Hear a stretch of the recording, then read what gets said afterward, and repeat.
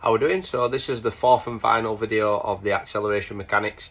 I wanted to come with something a little bit different today. So we spoke about obviously acceleration mechanics and certain drills and exercises that you can do to enhance acceleration mechanics and kind of where acceleration stem from. So today I wanted to look at some kind of weight-based kind of gym sessions or gym exercises that you can do to then transfer over into your acceleration. So the point to make first off is obviously we need to have a force and velocity profile, or force, power and velocity profile of an athlete.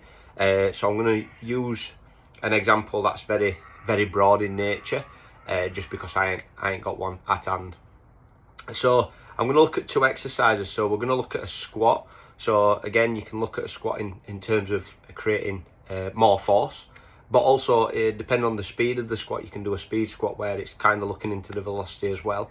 And we're also going to look at a kind of hang variation or a hang pull variation where we can load that up. So firstly, the squat, it'll transfer over nicely because it's going to create leg strength, obviously with connected acceleration with a greater rate of force development, and obviously hip strength and that drive through. So using a squat, so again, typical back squat, again you probably have it on a rack, but again just there, driving those knees out, and we're just going down to parallel and then driving back up. So there's your squat variation. Again, there's different squat variations that you can use.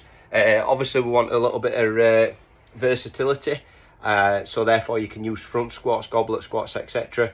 Again, as long as you're loading them up and you're getting good strength gains from that.